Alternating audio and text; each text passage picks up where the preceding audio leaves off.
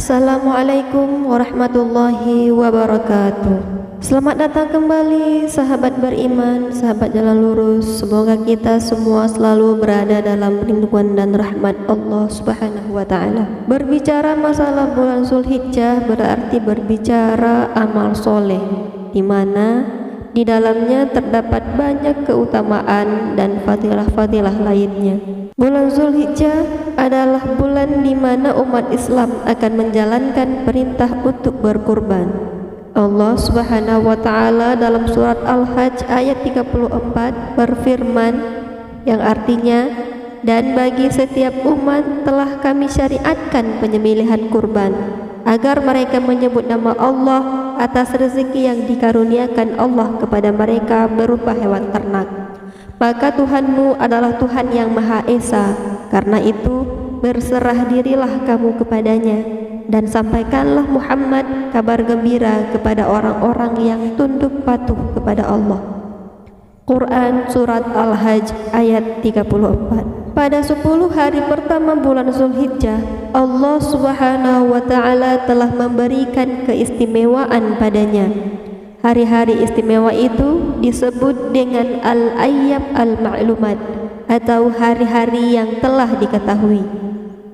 Menurut Imam Syafi'i, tanggal 10 Zulhijjah adalah hari terakhir dalam hari-hari yang istimewa ini.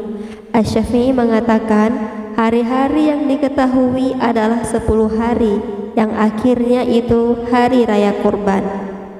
Sedangkan menurut Ibnu Qayyim Al-Jauziyah, keutamaan dari 10 hari pertama bulan Zulhijjah terletak pada siang hari, sedangkan untuk malamnya berada dalam 10 hari terakhir bulan Ramadan. Salah satu amalan yang bisa dikerjakan pada 10 hari pertama di bulan Zulhijjah adalah puasa.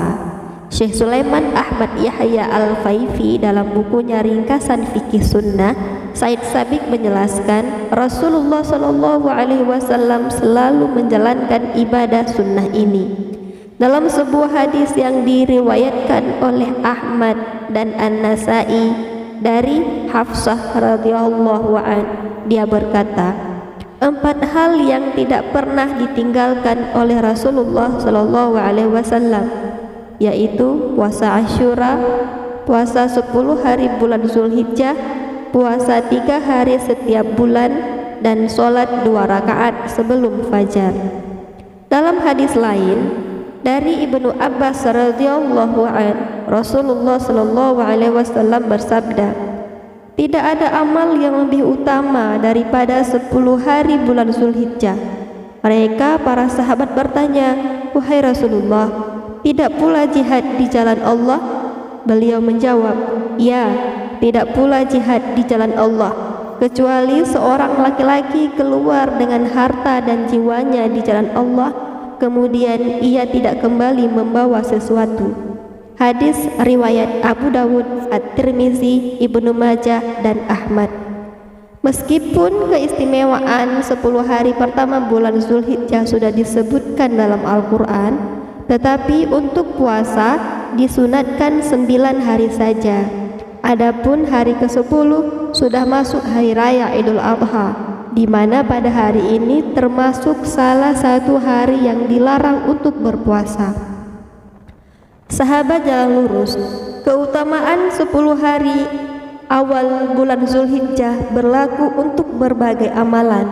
Artinya tidak terbatas pada amalan tertentu, baik itu bersedekah, menyantuni anak yatim, dan lain sebagainya. Sahabat jalan lurus, terima kasih masih bersama kami. Stay tune terus, dan jangan lupa like serta subscribe video ini agar syiar Islam kita semakin berkembang. Dan jangan lupa juga share agar teman-teman yang lain juga bisa mendengar dan memahami pelajaran tentang agama Islam yang lebih luas. Sahabat beriman, berbicara hari raya kurban, ada 1 hari sebelum hari raya itu yang disebut dengan hari Arafah atau hari terakhir yang disunatkan untuk berpuasa. Jadi, kenapa hari ke-9 dalam bulan Zulhijjah ini dinamakan dengan hari Arafah? Ternyata hari ke-9 dalam bulan Zulhijjah ini merupakan hari kedua dalam ritual ibadah haji. Hari Arafah juga merupakan hari yang istimewa karena pada hari itu Allah Subhanahu wa Ta'ala membanggakan hambanya yang berkumpul di Arafah kepada para malaikat. Sebenarnya Arafah itu adalah nama sebuah gunung, tempat di mana Nabi Muhammad SAW berdakwah kepada kaumnya untuk yang terakhir kali sebelum beliau wafat. Setiap umat muslim di seluruh permukaan bumi ini yang sudah memiliki cukup materi dan memiliki fisik yang sehat diwajibkan haji di bulan Zulhijjah. Setelah melaksanakan ihram, mereka akan melakukan wukuf di Arafah atau berdiam diri. Dan waktu pelaksanaannya yaitu mulai dari tergelincir matahari sesudah sholat zuhur sampai terbit fajar besok pagi tanggal 10 Zulhijjah. Nah, bagi kita yang tidak melaksanakan ibadah haji, saat hari Arafah disunatkan berpuasa. Dalam sabda Nabi SAW mengatakan, puasa hari Arafah menghapus dosa 2 tahun, 1 tahun yang lalu dan 1 tahun yang akan datang. 1 hari berpuasa di hari Arafah sama seperti beristighfar untuk dosa-dosa yang telah kita lakukan 1 tahun yang lalu dan dosa-dosa yang mungkin akan kita lakukan 1 tahun kemudian. Nah, sahabat jalan lurus, kenapa gunung itu dinamakan dengan Arafah? Karena menurut terjemahan bahasa Arab, arti Arafah adalah mengenal atau mengetahui. Benar juga kalau kita pikir-pikir, karena saat wukuf di Arafah itu ribuan bahkan jutaan manusia berkumpul dari seluruh penjuru dunia di sini untuk melakukan wukuf. Otomatis di sana mereka pasti saling kenal satu sama lain. Yang kedua, karena gunung ini merupakan tempat di mana Adam dan Hawa bertemu setelah mereka diturunkan ke bumi. Meskipun ada sebahagian pendapat mengatakan bahwa pertemuan Nabi Adam alaihissalam dan istrinya Hawa terjadi di Bukit Jabal Rahmah, tapi tidak ada satupun riwayat yang sahih mengenai di mana tempat yang pasti mereka dipertemukan. Yang ketiga, ada juga yang mengartikan Arafah sebagai keyakinan. Arti ini berhubungan dengan peristiwa Nabi Ibrahim alaihissalam yang mendapat wahyu untuk menyembelih putranya Nabi Ismail alaihissalam melalui mimpi. Mimpi yang didapat oleh Nabi Ibrahim alaihissalam terjadi pada malam ke-8 bulan Zulhijjah. Pada saat itu Nabi Ibrahim bermimpi datang seorang laki-laki kepadanya memberitahu bahwa dia harus mengorbankan putranya sebagai tebusan nazar. Setelah Nabi Ibrahim terbangun, dia ragu apakah mimpi yang diterima itu benar datangnya dari Allah atau itu hanya mimpi belaka yang tidak ada arti.